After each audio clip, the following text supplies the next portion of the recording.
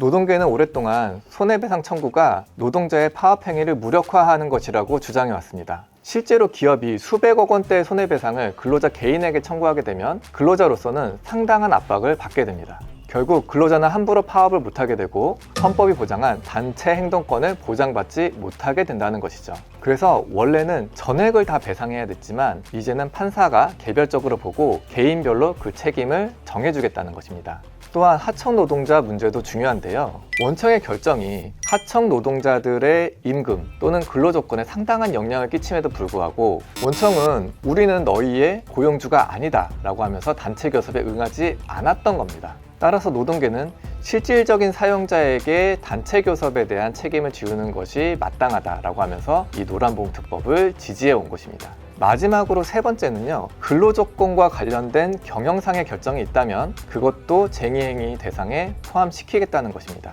이전에는 경영상의 결정은 쟁의행위 대상에 포함시키지 않았는데 이것이 실질적으로 근로조건에 끼치는 영향이 많기 때문에 포함시켜야 한다는 주장을 받아들여 개정이 된 것이죠. 노란봉투법은 이렇게 크게 세 가지의 근로자 보호의 조치가 담겨져 있습니다. 앞서 짚었던 것처럼 근로자의 입장에서 보면 이 세 가지는 각각 나름의 합리적인 이유가 있습니다. 하지만 우리는 늘 양면에서 균형 있게 봐야 되겠죠. 기업의 입장에서도 한번 살펴보겠습니다. 경영계는 노란봉투법에 대해 강하게 반대하고 있습니다.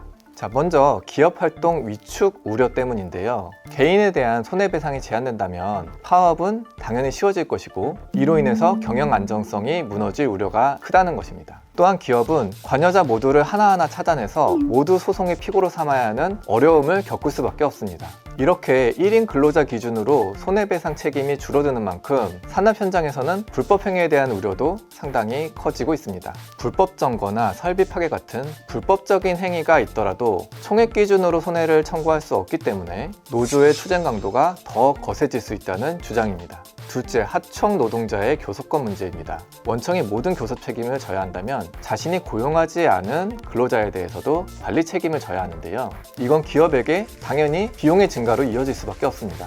하청이 없는 것을 이상적인 노사관계라고 보는 견해도 있습니다만 사실 하청이나 외주를 주는 것은 노동 유연성이 없기 때문에 발생하는 문제이기도 합니다. 결국 해고가 어려우니 외주나 하청으로 해결을 하고 있었던 것이죠.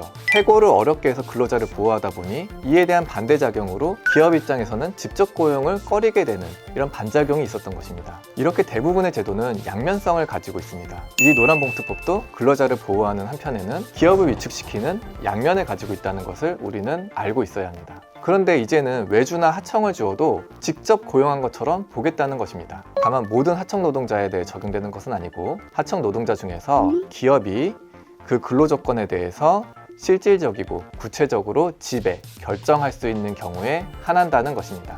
자, 문제는 실질과 구체의 기준을 어떻게 잡을 거냐 하는 것이고 하청 노동자와 하청업체가 짜고 실질적인 지배를 받았다고 주장할 때 기업이 과연 방어가 가능하겠냐라는 문제도 있습니다. 결국 무엇보다 기업 입장에서는 예측 가능성이 떨어진다는 것이 가장 큰 문제입니다. 이는 기업 구조상 불합리하고 예측 불가능한 분쟁을 야기할 가능성이 있습니다. 법조인 입장에서 보면요, 우리가 법으로 모든 걸 다 정할 수 없기 때문에 일반 조항이라는 것을 둡니다. 여러분, 신의 성실의 원칙이라고 들어보셨나요? 그런 게 일반 조항의 예시인데요. 어디까지가 신이고 어디까지가 성실인지 기준이 있을까요? 결국 판사의 판단을 매번 받아야 되는 것입니다. 법은 구체적이어야 하지만 우리가 사회에서 일어나는 모든 일들을 다 예상하고 규정할 수는 없기 때문에 이렇게 일반적인 조항을 두는 것인데요. 지금 이 노란봉투법도 그런 성격을 크게 가지고 있습니다. 일반 조항을 두게 되면 구체적 타당성이 높아집니다. 판사가 개별 사안마다 일일이 들여다보고 판단을 하기 때문입니다. 대신에 일반 조항을 두게 되면 예측 가능성이 떨어집니다. 왜냐하면 일일이 판단을 받을 때까지는 어떤 판단을 받을지 모르기 때문이죠. 그런데 기업 입장에서는 미래를 계획하고 예측하여서 미리미리 준비하고 대비해야 합니다. 그만큼 예측 가능성은 기업 입장에서 매우 중요한 가치인 것이죠. 그래서 기업이 힘들게 되는 것입니다. 아까 손해배상 책임도, 실질적 지배관계도, 그리고 근로조건에 영향을 미치는지 여부도 판사가 일일이 보라는 거잖아요. 자, 판사를 보려면 놓고 한다고 볼 수 있는 게 아니죠. 소송을 해야 볼 수 있습니다. 이게 서로에게 부담이 될 수 있습니다.